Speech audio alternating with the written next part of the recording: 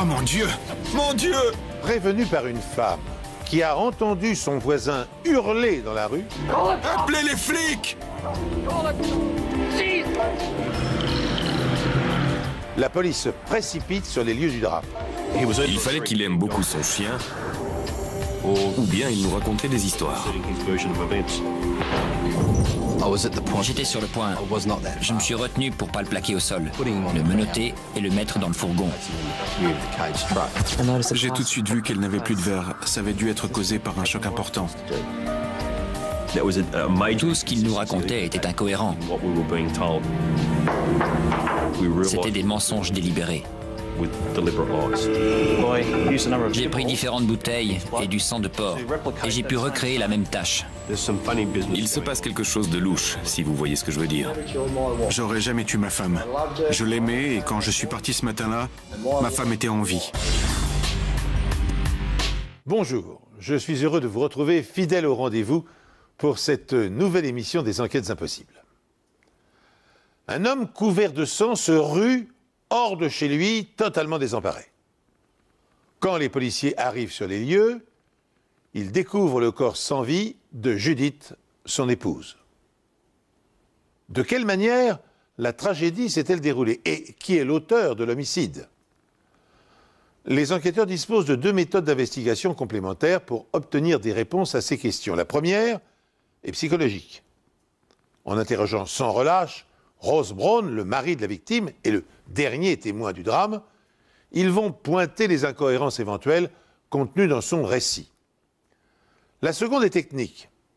En examinant la scène de crime comme s'il s'agissait d'un film, les experts vont relever une foule de minuscules indices matériels.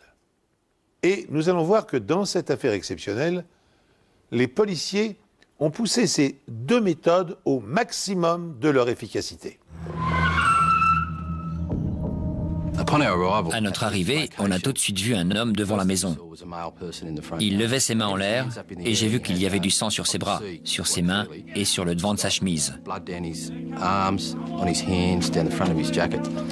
Il était très agité et il criait « Qu'est-ce qui s'est passé ?»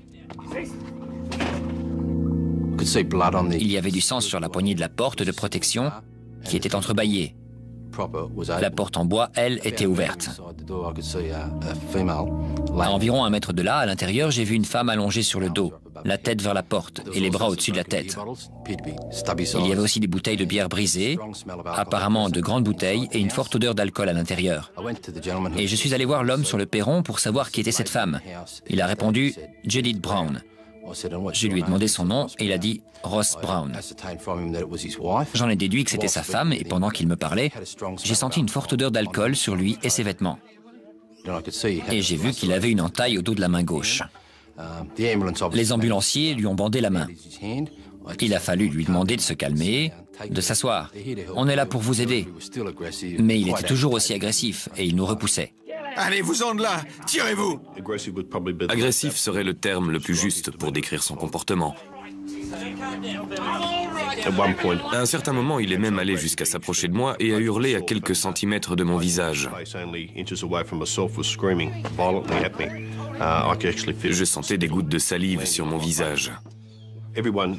Chacun réagit différemment dans des situations aussi douloureuses et traumatisantes.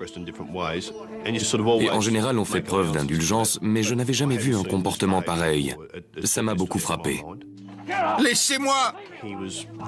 Il insistait pour retourner dans la maison et voir sa femme. C'était la femme avec laquelle il avait été marié pendant 20 ans, mais pour préserver les indices, il fallait tout faire pour l'empêcher d'entrer. Judith Brown était allongée sur le dos dans son vestibule. Elle avait de graves blessures à la tête et il y avait des éclaboussures de sang sur le bas du mur. On peut en conclure qu'elle était par terre quand elle a été atteinte. Près du corps, il y avait un jeu de clés, des lunettes de vue et les goulots de 2 bouteilles de bière. Sur le muret en briques qui séparait le salon du vestibule, il y avait une tache de sang circulaire qui paraissait avoir été laissée par un culot de bouteille de bière. Il était évident qu'elle avait été frappée par un objet lourd. En dehors des bouteilles, il n'y avait rien qui aurait pu permettre de la frapper comme ça. Les bouteilles avaient donc servi à frapper la victime, ou bien l'agresseur avait emporté l'objet dont il s'était servi. Je me rappelle qu'il y avait des traces de pas ensanglantés, mais aussi de pattes de chien sur la moquette et sur le carrelage. On trouve également des traces de pas dans la chambre où les tiroirs et la penderie ont été fouillés. On a tout de suite pensé à un cambriolage, mais ce n'était pas le cas. Les vêtements ont été saisis en paquets, sortis de la penderie et jetés par terre. Les cintres étaient alignés. On ne les avait donc pas fouillés. On avait sorti des vêtements des tiroirs pour les poser en paquets sur le lit. Ça n'avait rien à voir avec le désordre qu'on constate après le passage de cambrioleurs qui jettent tout n'importe comment. Rien d'autre n'avait été déplacé. Les télés, les magnétoscopes, les chaînes stéréo, tout était apparemment à sa place habituelle. On avait maquillé la scène de crime pour donner l'impression que quelqu'un avait voulu cambrioler la maison. Et on sentait qu'il y avait eu un puissant déchaînement de colère et de haine sur cette scène de crime. Et les violences infligées à la victime ne correspondaient pas à un cambriolage qui aurait mal tourné. On a aussi trouvé un morceau de céramique dans l'entrée de la chambre, collé sur la moquette par du sang. Il était très coloré d'un côté, et de l'autre, il était ébréché. Il était taché de sang, et il se trouvait non loin du corps. On ne voyait pas du tout d'où il pouvait venir, et bien sûr, on s'est dit que c'était peut-être un fragment de l'arme du crime. Et est-ce cette arme qui a endommagé la montre de Judith Brown? Il n'y avait plus de verre, alors on pouvait en conclure qu'elle avait été cassée pendant l'agression. Et cette montre, je m'en souviens très bien. Elle indiquait 9h, 14 minutes et 28 secondes. Même la trotteuse s'était arrêtée. Dehors, Ross Brown est toujours aussi agité. Je le voyais. Il était là. Il était couvert de sang. Il pouvait s'agir d'un crime conjugal. C'était suspect. Mais il y était peut-être pour rien, et alors, cet homme était, lui aussi, une victime. On lui a expliqué que s'il voulait qu'on retrouve le coupable, il devait absolument nous aider dans notre enquête. Le meilleur moyen pour le faire était de nous suivre au commissariat. Êtes-vous impliqué dans la mort de Judith? Vous voulez rien. Je dois vous le demander. Vous voulez rien. Non. Les enquêteurs notent aussitôt que la scène de crime semble avoir été maquillée en cambriolage. Car les objets de valeur contenus dans la maison n'ont pas disparu. Et le linge a été sorti en pile des tiroirs sans être froissé ou dispersé. Il relève aussi des bris de bouteilles de bière, une tache de sang circulaire et un morceau de céramique qui peut faire partie de l'objet contondant ayant servi à frapper la victime. Autre détail capital, la montre de Judith, sans doute brisée lors de l'agression, indique 9h, 14 minutes et 28 secondes. S'agit-il de l'heure du crime à la seconde près? Ross Brown, qui est à la fois témoin et suspect, est convoqué au commissariat par l'inspecteur Fox pour interrogatoire. S'engage alors une conversation sous haute tension. Vous n'êtes pas obligé de parler, mais si tel est votre souhait, tout ce que vous direz sera enregistré et pourra être retenu contre vous. Vous comprenez? J'ai rien à cacher. D'accord. Je suis arrivé à 16h20 et vous confirmez qu'à ce moment-là, vous étiez très contrarié? Tout à fait. Vous aviez également l'air très fâché, vous le confirmez? Oui. Et vous déchargiez une bonne partie de votre colère sur... Tous ceux qui étaient autour de moi. J'ai interrogé Ross sur les événements de la journée, ses déplacements et bien sûr ceux de sa femme Judith. Ross nous a dit que c'était une journée comme toutes les autres. Après les préparatifs normaux de la matinée, leurs 3 enfants sont partis à l'école et Ross s'est retrouvé seul avec sa femme Judith. Je vous ai demandé à quelle heure vous avez quitté Judith et vous avez répondu à 9h ce matin. Oui, vers 9h. C'est ça, vers 9h. Vous avez alors décidé d'aller promener votre chien. J'ai fait la vaisselle comme d'habitude, j'ai passé le balai, j'ai fait les lits, j'ai passé l'aspirateur, j'ai fait les poussières, parce que ma femme travaille et pas moi. De quoi avez-vous parlé avec elle avant de partir? Je lui ai dit que je ne serais pas là l'après-midi parce que je devais emmener mon fils à l'entraînement de football. À quelle heure part-elle travailler? À 15, à 20. Vous êtes sorti avant qu'elle parte au travail? Où êtes-vous allé? J'ai emmené mon chien sur la plage. Sur quelle plage l'avez-vous emmené? La plage du coin. Je savais déjà que ce jour-là, il y avait beaucoup de vent. Il faisait vraiment très froid et il pleuvait par intermittence. Pour passer entre 1 heure et 1 heure et demie sur la plage avec son chien par ce temps, il fallait qu'il aime beaucoup son chien, ou bien il nous racontait des histoires. Il a promené son chien pendant 1 heure ou 1h30 avant d'aller au pub d'Anna Bay, aux alentours de 10h30. Vous avez passé combien de temps au pub? 2 ou 3 heures. Combien de verres avez-vous pris ce jour-là au pub? 5 ou 6 demi environ. Je suis allé au bottle shop et j'ai acheté 2 grandes canettes de bière.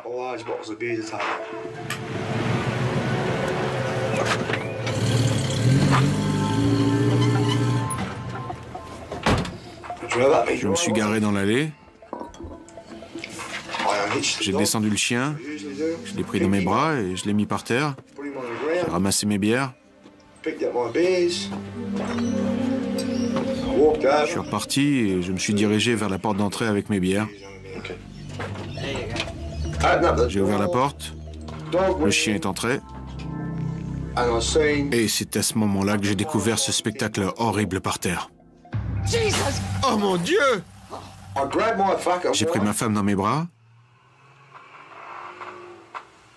et j'ai hurlé.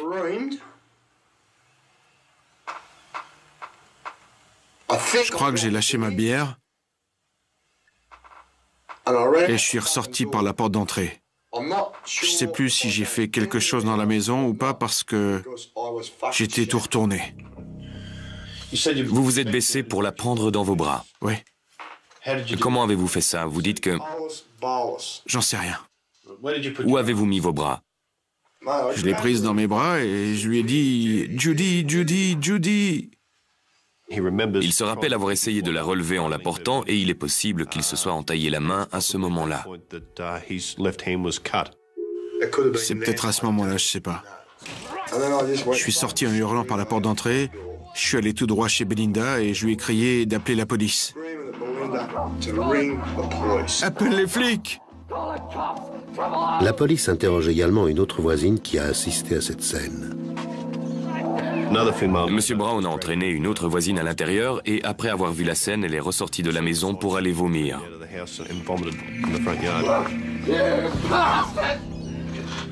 Comment vous sentez-vous? J'en ai ras-le-bol. Ras-le-bol de quoi? De tout ce tralala. J'avais une femme. Je sais pas ce qui lui est arrivé. On m'annonce qu'elle est plus en vie. Comment est-ce que vous vous sentiriez?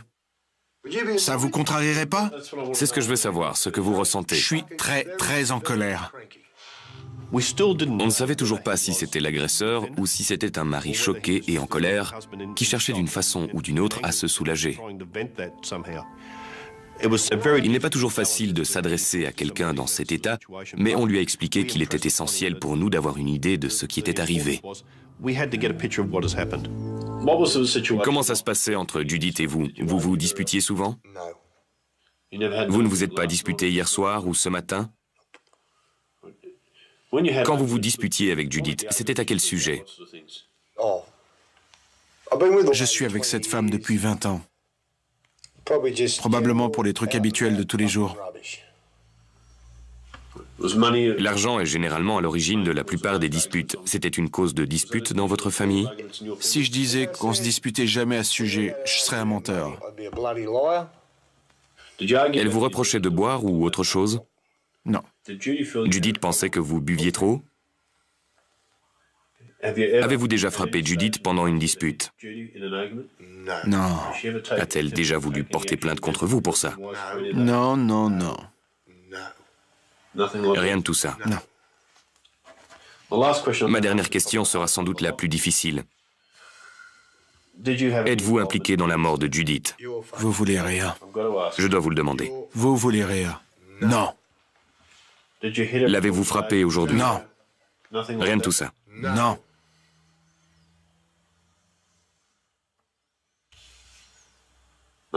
Il ne s'est rien passé de tel. Non. Aucune dispute ce matin. Non, absolument pas. D'accord, ça fait partie de mon travail. Vous voudriez rajouter quelque chose? Non, rien du tout. Ross Brown a donné sa version des événements à la police. A-t-il omis de mentionner certains détails? En a-t-il falsifié d'autres? Ou, s'il est l'auteur du meurtre, s'est-il forgé un alibi?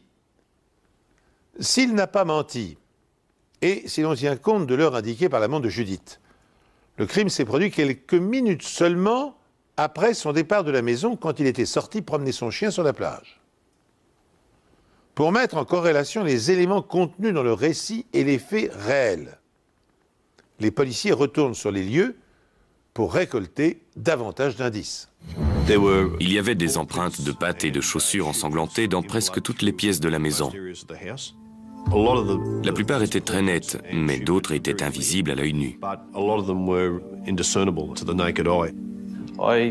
J'ai fait apparaître les traces de sang qui n'étaient pas très nettes en utilisant un produit chimique. J'ai utilisé du violet de gentiane. J'ai identifié des traces de chaussures ensanglantées qui appartenaient à Ross Brown. Et chose intéressante, les petites traces de sang dans la salle de séjour avaient été laissées par le chien, Floyd. Floyd a traversé le salon pour aller jusqu'à la cuisine et il est ressorti par la porte du garage. À côté de cette porte, la police retrouve des traces de pas de Ross Brown. À côté de ces empreintes, il y avait des gouttes de sang, et l'analyse ADN a révélé que c'était en fait le sang de Ross Brown. Elle menait à la porte coulissante que le chien avait apparemment empruntée pour sortir, et il y avait aussi du sang de Ross autour de la chaîne de sûreté. Pendant l'interrogatoire, Ross Brown ne m'en avait pas parlé. Retrouver ses empreintes et son sang sur la scène du crime n'a rien de surprenant. En revanche, l'endroit où elles sont localisées l'est davantage. Le fait que Ross Brown ait marché dans le sang de sa femme et soit allé dans la chambre qui avait été mise sans dessus-dessous nous intéressait. Les traces de pas indiquent qu'il n'y a pas eu un seul aller-retour, mais deux. Il a marché dans le sang. Il est entré dans la chambre. Il en est ressorti. Il a encore marché dans le sang. Il est retourné ailleurs dans la chambre et il est ressorti. Ce sont les traces d'une personne très calme, et pas du tout celles d'une personne normalement prise de panique. Plus intéressant encore, Ross Brown a ensuite marché dans le sang de sa femme pour aller jusqu'à cette porte. Il l'a ouverte et apparemment, il a laissé le chien sortir. Ça ne correspond pas au comportement d'une personne qui trouve sa femme baignant dans une mare de sang et qui réclame des secours. On a emporté le pick-up de M. Brown au commissariat de Maitland pour l'examiner et sur le plateau, on a trouvé une trace de patte. Et le résultat des analyses a montré qu'il s'agissait du sang de Judith Brown. Comment s'appelle le chien? Floyd. Floyd. Où était Floyd à ce moment-là? Est-ce qu'il est ressorti ou est-ce qu'il allait et venait? Je crois qu'il se promenait dans la rue. Et on me l'a ramené. Il a demandé à son chien de grimper dans le pick-up, ce qu'il ne pouvait pas faire. Il a dû porter le chien pour le déposer sur le plateau. Le chien a gambadé devant la maison et dans la rue. Pourtant, cette empreinte de pattes ensanglantées était bien visible et bien nette. Logiquement, le sang se serait dissipé si le chien s'était effectivement promené. Mais là, elle était très nette. Si ça s'était passé en fin d'après-midi, si Ross avait déposé son chien sur le plateau, alors que la police était là, elle n'aurait jamais été aussi nette. Il fallait donc savoir de quand datait cette empreinte, du matin ou de la fin de l'après-midi. Les bouteilles brisées posent également problème. Il y avait du verre partout, dans la salle à manger, le vestibule et même dans la chambre. Ça ne correspondait pas vraiment à l'histoire qu'il m'avait racontée. Il disait être entré et avoir lâché les bouteilles en la voyant morte sur le sol. L'autre détail qui a tout de suite retenu mon attention était le cercle de sang sur le mur de séparation dans le vestibule. En le voyant, j'ai pensé qu'il correspondait au culot d'une bouteille de bière et ça ne correspondait pas non plus à l'histoire que Ross Brown m'avait racontée plus tôt. Ça contredisait complètement ce qu'il nous avait dit. S'il avait immédiatement laissé tomber les bouteilles, on n'aurait jamais retrouvé cette trace. Les enquêteurs se demandent si ces bouteilles ne seraient pas l'arme du crime. Pendant l'autopsie, on a remarqué aussi que son bras avait de nombreuses égratignures. De plus, on a retrouvé des fragments de verre incrustés dans sa peau. J'ai alors imaginé que Judith avait peut-être essayé de se protéger d'un jet de bouteille de bière. Une bouteille n'a cependant pas pu causer le traumatisme crânien de Judith.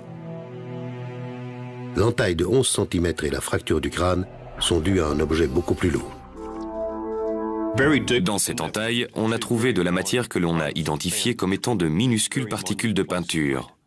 Elle se trouvait à une telle profondeur qu'elle devait provenir de l'arme utilisée pour la frapper. On a alors demandé à des membres de sa famille et des amis s'ils pouvaient nous aider, s'ils voyaient un objet dans le vestibule pouvant servir d'arme. Plusieurs personnes nous ont alors parlé d'un butoir de porte en céramique dans l'entrée. Il s'agit de l'un des butoirs de porte fabriqués et peints par la mère de Judith. Alors la police obtient d'elle un second exemplaire. Puis, elle compare des fragments aux particules retrouvées dans la blessure de Judith ainsi qu'aux morceaux de céramique découverts sur la moquette de la chambre. Et ils sont en tout point identiques.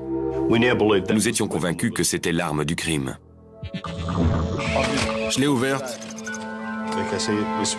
Vous l'avez poussé, qu'est-ce que Floyd a fait? Il est entré. Il est entré avant vous. Ouais.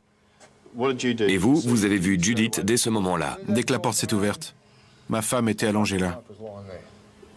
Environ 4 jours après le meurtre, Ross Brown a accepté de revenir chez lui pour nous aider dans nos recherches. Il était très important de passer par cette étape parce qu'il y avait beaucoup de points depuis le premier interrogatoire qu'il fallait clarifier. Et beaucoup de choses qu'il nous avait racontées contredisaient ce qu'on avait trouvé. Ross, vous pouvez faire une pause quand vous le souhaitez. Non, ça va. Dites-le nous. Hein. Non, ça va. Pendant cet interrogatoire, Ross nous a de nouveau raconté ce qui s'était passé. Je suis arrivé ici et elle était allongée là. Je suis sûr que la bouteille est tombée. Je me suis précipité par terre. D'accord. La bouteille est par terre, qu'est-ce qui se passe? Je la laisse tomber. Vous savez où le chien est allé? Il est allé par là? Parce que, comme vous le dites, Judith était ici. Il l'a évité ou il a tourné autour? Le chien est là avec nous. Le chien était ici. J'en suis sûr. Il a pu s'en aller par là. Je ne sais pas vraiment ce que le chien a fait après ça. Après vous être relevé, vous ne savez plus. Vous êtes allé quelque part? J'ai pu aller par là. Là, vous me montrez votre chambre. J'ai pu aller dedans en tempétant. Vous êtes allé ailleurs? Je crois que je suis tombé ici, comme je l'ai déjà dit. J'ai dû reculer et je suis parti à la renverse. Vous vous souvenez d'être allé dans une pièce, dans cette chambre? Ouais. C'était la pagaille partout. C'est sûr, c'était la pagaille partout. Alors, vous pensez être entré dedans? Ouais. Vous êtes revenu ici? Vous êtes revenu voir Judith en sortant? Non, je crois pas. Juste avant que vous quittiez la maison, où était Floyd? Vous avez vu Floyd? Aucune idée. La mémoire des gens, surtout quand ils ont subi un grand choc comme M. Brown, si c'était une victime, peut être altérée.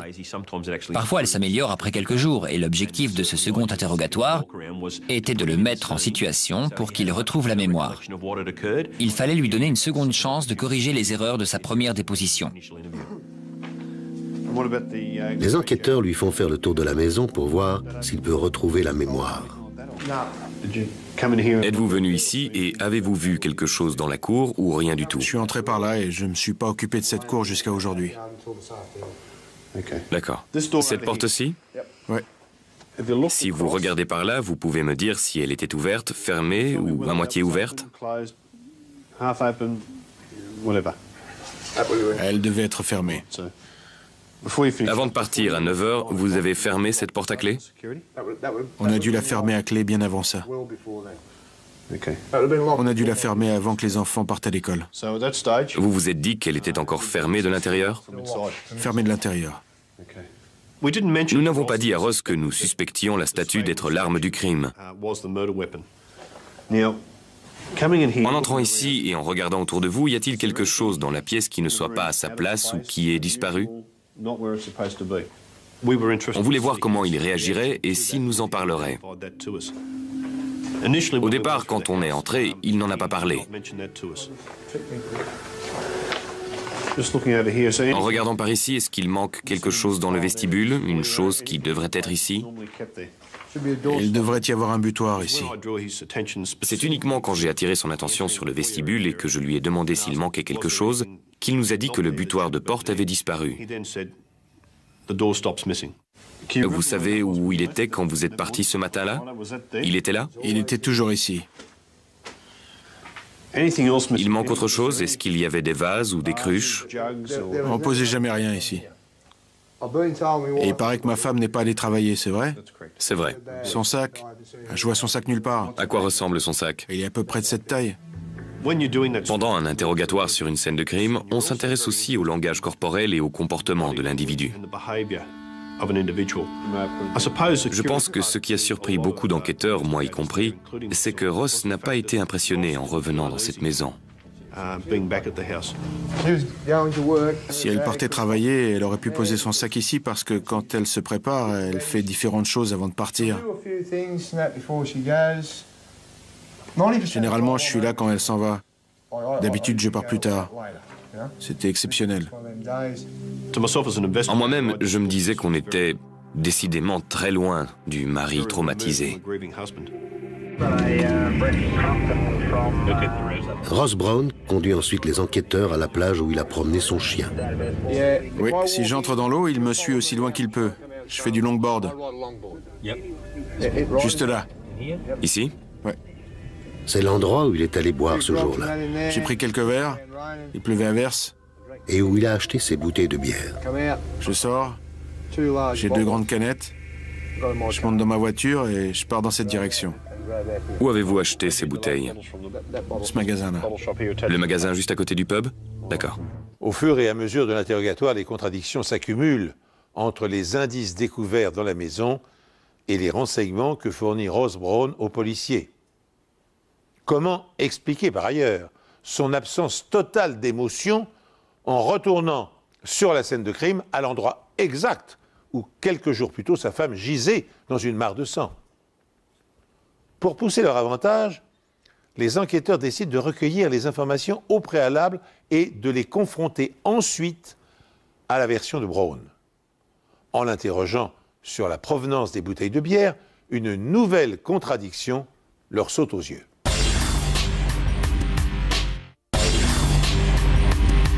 Ross a dit être arrivé au pub aux environs de 10h30 ce jour-là.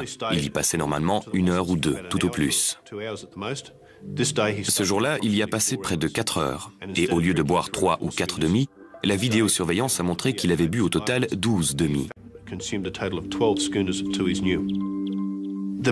La quantité d'alcool qu'il a consommé nous intéressait car il nous a dit, comme d'autres personnes, qu'il devait emmener son fils à l'entraînement de football à plus d'1 heure de route de là.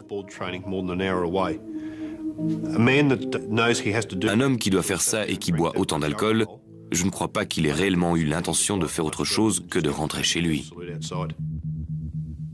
Pourtant, l'enregistrement montre, et plusieurs personnes le confirment, que la main de Ross n'est pas encore entaillée. Cela s'est donc produit lorsqu'il est rentré chez lui, sans doute avec ses 2 canettes de bière. Les enquêteurs se sont procuré les tickets de caisse du magasin datés de cette journée. Aucun ticket de caisse ne faisait apparaître un achat isolé de 2 canettes de Tooheys à long col ce jour-là, pas un seul. Et plus important encore, à aucun moment on ne voit apparaître ce jour-là Ross Brown sur la vidéosurveillance du magasin. Dans le cas où la mémoire de Brown serait défaillante et où il se serait approvisionné en bière dans un autre magasin, les policiers poursuivent leurs investigations. Mais aucun ticket de caisse, ni aucun enregistrement vidéo d'une quelconque boutique ne viennent confirmer sa version. Tout ce qu'il nous racontait était incohérent. C'était des mensonges délibérés. La question est, si Ross Brown a tué sa femme, quel était son mobile? Vous avez la même heure? Ouais. Vous êtes rentré à peu près à quelle heure? Aux alentours de 2 heures. Ça peut être avant ou après, je sais pas exactement. Je n'ai pas vraiment vérifié, mais je crois qu'on a appelé l'ambulance et la police aux environs de 15 heures. Ça vous donne une idée de l'heure qu'il était? Il était peut-être 2h30. Il pouvait même être 3h moins 20. Il y avait beaucoup d'incohérences dans sa version des faits et beaucoup d'éléments qu'on pouvait réfuter. Mais rien ne nous permettait encore de l'inculper ou d'aller plus loin. C'était vraiment frustrant. On sait où on va, mais il n'y a pas assez d'éléments. La police continue donc de décortiquer le récit de Ross Brown. J'ai pris mes bouteilles sous le bras, comme ça. D'accord, les deux? Les 2 bouteilles. Sous le bras. Ouais, sous le bras. Sous le bras gauche. Même s'ils savent qu'il n'a pas acheté ces canettes, ils doivent vérifier si le verre éparpillé sur la scène du crime peut se répandre comme il le prétend. Je l'ai poussé.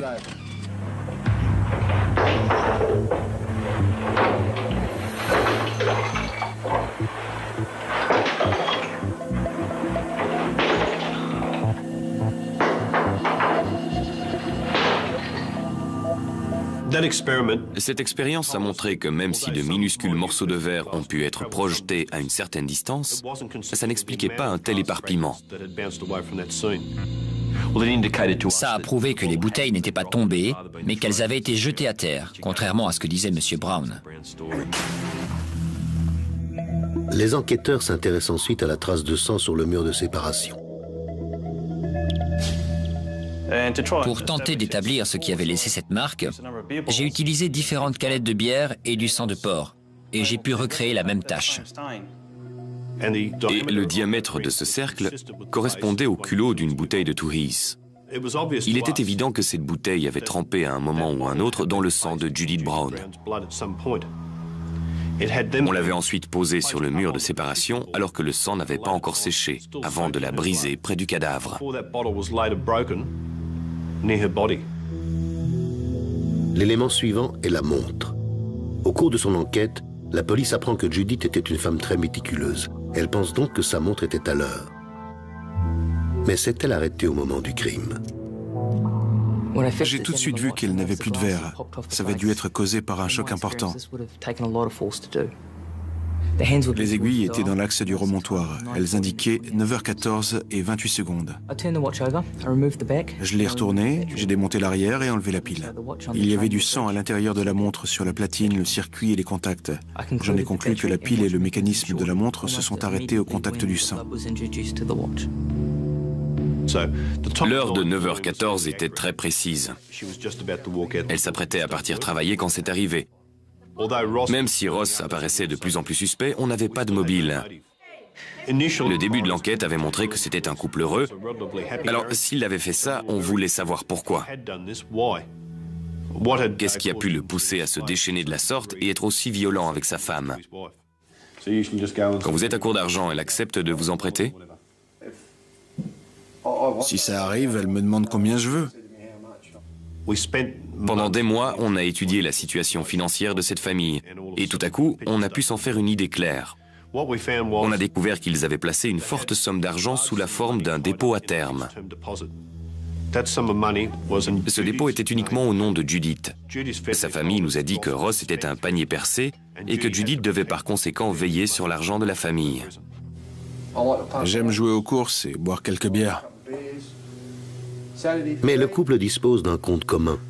6 semaines avant le meurtre de Judith, le solde était de 7 600 €. On peut miser 20 € et jouer sur toutes les courses de Sydney. Le 1er juin, la veille du meurtre, Ross Brown a retiré la totalité de l'argent de ce compte. Il ne disposait d'aucune réserve d'argent, en dehors du dépôt à terme au nom de Judith. Le même jour, Ross Brown contacte sa banque. Il veut savoir de quelle manière il peut transférer le dépôt à terme sur le compte commun. L'employé lui répond que, pour ce faire, il doit obtenir l'autorisation écrite de sa femme. Quand l'employé lui a demandé pourquoi il voulait faire ça, Ross a dit « Il se passe quelque chose de louche, si vous voyez ce que je veux dire ». C'était encore quelque chose dont il ne nous avait pas parlé pendant son interrogatoire. Maintenant que l'argent semble être un mobile plausible, Ross Brown est à nouveau interrogé. Pourquoi avez-vous demandé le 1er juin, la veille du décès de votre femme, comment mettre cet argent aux 2 noms? C'était juste une question. Est-ce que c'était possible? Avez-vous déclaré que c'était parce qu'il se passe des choses louches, si vous voyez ce que je veux dire? C'est possible. Pourquoi avez-vous fait ce genre de commentaire? Vous savez, tout le monde a des jours sans. Dans un couple, tout ne se passe pas toujours parfaitement. J'étais peut-être mal luné ce jour-là. Quelles étaient ces choses louches qui se passaient? Elle m'en voulait un peu d'être rentré en retard et on a eu quelques mots, mais rien de grave. On s'est pas battu, rien de tout ça. Vous dites que vous vous êtes disputé le 1er juin. Non, pas du tout. Nos disputes duraient 10 secondes. Comment a commencé cette dispute? Eh bien, je suis rentré du pub et elle m'a dit « T'es encore en retard » et blablabla. Vous vous êtes encore disputé avec elle vendredi matin? Non. Avant votre départ? Non. J'ai embrassé ma femme le matin avant de partir, j'en suis sûr. J'aimais ma femme. Oui. Et j'ai l'impression que vous essayez de me faire dire que j'ai tué ma femme. Cela fait maintenant 4 mois que Judith Brown a été assassinée. Au cours de cette période, son mari n'a jamais contacté la police. On ne parle pas du vol de votre voiture ou du cambriolage de votre maison, mais du meurtre de votre femme, la femme que vous aimiez. Ouais. Vous ne trouvez pas curieux de ne pas avoir cherché à savoir où en était l'enquête? Non, pas du tout. Avec méthode et une infinie patience, les enquêteurs ont réuni au cours des 4 derniers mois un ensemble impressionnant de preuves indirectes à l'encontre de Ross Brown. L'heure est dès lors venue de les lui présenter et de le confondre. L'assassin présumé va-t-il céder à la pression et faire des aveux? Ou va-t-il persister à nier l'évidence et obliger les policiers à étayer encore leur dossier avant de le transmettre au procureur? Le jour où nous l'avons trouvée, elle portait une montre. Je vais vous montrer une photo de la montre. Elle indique 9h14 minutes et 28 secondes. On pense que la montre s'est cassée au moment du meurtre. Sans doute qu'elle a levé le bras pour se défendre. À un moment ou à un autre, elle a été frappée pendant cette altercation. J'essaie de déterminer l'heure à laquelle vous êtes parti. Il devait être 9h ou 9h10, ce qui est très proche de l'heure du meurtre. Ouais, je comprends où vous voulez en venir. Et évidemment, ça laisse très peu de temps à une autre personne pour entrer dans la maison et agresser Judith. Vous êtes d'accord? Tout à fait. Vous avez quelque chose à dire à ce sujet? Non, rien du tout. D'après nos observations, on pense que Floyd a marché dans le sang et s'est promené dans la maison avant d'atteindre cette porte. La porte coulissante. C'est ça. Vous dites l'avoir refermée, vous vous en souvenez? Ce matin-là, oui. En plus de ces traces de pas, on a trouvé des empreintes correspondant à vos chaussures et au sang de Judith. Après votre arrivée, vous vous êtes dirigé par là jusqu'à cette porte. Il y avait du sang, qui a été identifié comme étant le vôtre, sur cette porte, mais aussi sur la chaîne de sécurité. Il semble que vous ayez dégagé la chaîne de sécurité pour ouvrir la porte, parce qu'on ne voit plus d'empreintes de Floyd après ça. Vous êtes allé ouvrir cette porte pour faire sortir le chien. C'est possible. Vous voyez ces petites coupures et ces lacérations? Ouais. Pour être honnête, on dirait du verre. Il y a du verre ici aussi. Vous le voyez? Quel genre de verre? Du verre de bouteille de bière.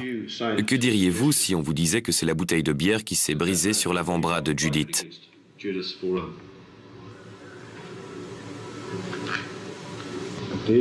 La bouteille qui s'est brisée sur l'avant-bras de Judith? Ouais, c'est une possibilité.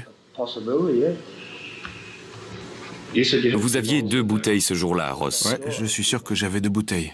La quantité de verre correspondait à celle de 2 bouteilles. D'accord. Et c'est là qu'on lui a révélé qu'il n'avait jamais acheté les bouteilles au pub d'Anabay. Vous les avez sorties de votre réfrigérateur parce qu'on est certain, tout à fait certain, et on peut vous le prouver, que vous ne les avez pas achetées ni dans ce magasin, ni au pub. Vous me dites ça maintenant? Je trouve pas mes mots, mais je suis sûr de les avoir achetés au pub. Il ne les a pas achetés. Il était évident qu'il ne les avait pas achetés, mais il refusait de l'admettre. Je sais qu'il y a la vidéosurveillance et tout le tralala. Et j'affirme que je les ai achetés là-bas. J'ai peut-être bu 8 ou 10 demi ce jour-là, d'accord? Et je suis sûr de les avoir achetés. Je crois que vous êtes rentré chez vous pour maquiller l'accident, car vous saviez déjà que votre femme était morte. J'ai pas maquillé l'accident. Je savais pas que ma femme était morte. Et si je dis que vous l'avez maquillée, c'est à cause de la trace, qui semble être celle d'un culot de bouteille de bière, qu'on a trouvé sur le mur de séparation. Ça ressemble à la trace d'un culot de bouteille, je le reconnais moi-même. Vous pouvez m'expliquer ce qu'elle fait là? Je peux pas. Je vais vous montrer une photographie, le bras de Judith. On a une personne en colère qui tient une bouteille de bière. Elle la lui jette et Judith lève le bras pour l'arrêter. Vous avez dit que j'avais fait ça et je réponds non, jamais. C'est possible? Peter, j'aurais jamais fait ça, ma femme. Vous dites que j'ai pas acheté la bouteille là-bas, mais j'affirme que je l'ai achetée dans la baie. Que vous ayez acheté la bouteille là-bas ou pas n'est pas le problème. Ce qui m'intéresse, c'est le sujet dont on a parlé aujourd'hui. Je vous répète que j'ai pas tué ma femme. Je l'aimais et quand je suis sorti ce matin-là, ma femme était en vie. Je ne doute pas un instant que vous aimiez votre femme. Je n'en doute pas une seconde. Je vous regarde quand je vous dis ça. Tous les gens à qui j'ai parlé, avec qui j'ai eu des contacts, me l'ont confirmé. Voilà quelle était la situation chez vous. Vous buvez et vous jouez. Comme tout le monde. Les disputes entre vous et Judith tournaient toutes d'après ce que j'ai pu établir autour de vos dépenses. Je pense que ce jour-là, vous étiez sur le point de partir au pub. Ça s'est passé le matin et tout a eu lieu en un éclair. Judith vous a fait une remarque, elle a dû vous reprocher d'aller au pub pendant qu'elle allait travailler. Vous vous êtes senti frustré et vous l'avez dit vous-même, quand vous êtes contrarié, vous ne vous contrôlez plus. Vous l'avez dit. Je suis quelqu'un de très calme. Mais si on m'agresse, je deviens incontrôlable et personne ne peut m'arrêter. Dans un laps de temps très court, 10 secondes, peut-être 30 secondes, vous avez fait quelque chose à Judith. Et dès que ça a été terminé, je pense que vous vous êtes assis en vous disant « Qu'est-ce que j'ai fait ?» Vous avez paniqué, vous ne saviez plus quoi faire. Et puis, vous vous êtes dit « Je vais aller à la plage pour retrouver mes esprits ». Vous êtes parti avec la statue et votre chien. Vous êtes allé au pub pour avoir un alibi et vous y avez passé la journée en espérant que quelqu'un découvrirait le corps de Judith, mais ce n'est pas arrivé. Le temps a passé et il a fallu partir parce que les enfants allaient rentrer de l'école. Vous avez eu la décence à ce moment-là de vous dire qu'il ne fallait pas que ce soit eux qui la trouvent. Et vous êtes rentrés. Si on récapitule tout ce qui a été dit aujourd'hui, je pense que tout pointe dans cette direction. Si vous avouez, vous aurez des circonstances atténuantes et la Cour en tiendra compte.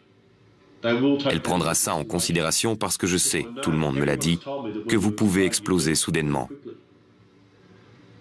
J'ai demandé à un expert psychiatre de regarder vos interrogatoires. Je lis le commentaire de ce psychiatre, écoutez ça.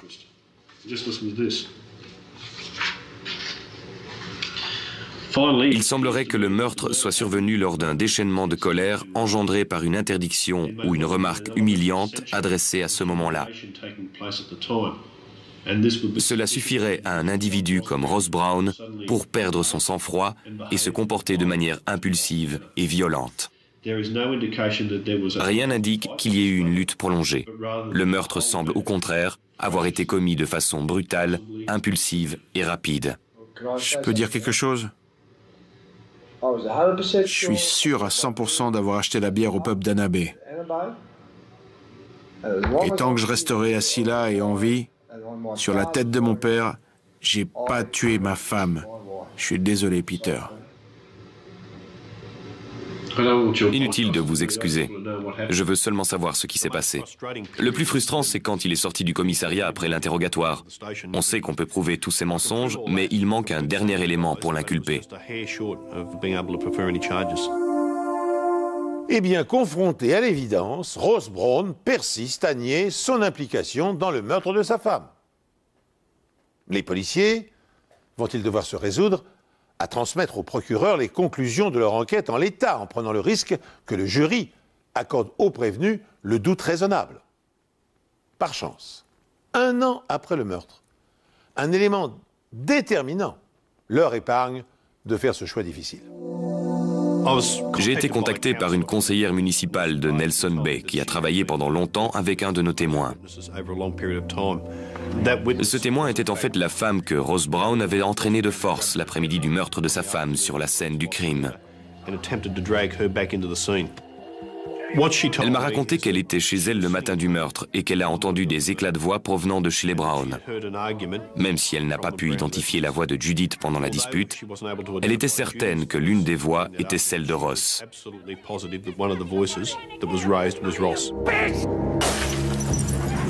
Elle m'a dit avoir entendu une femme crier, mais elle a pensé que c'était une simple dispute.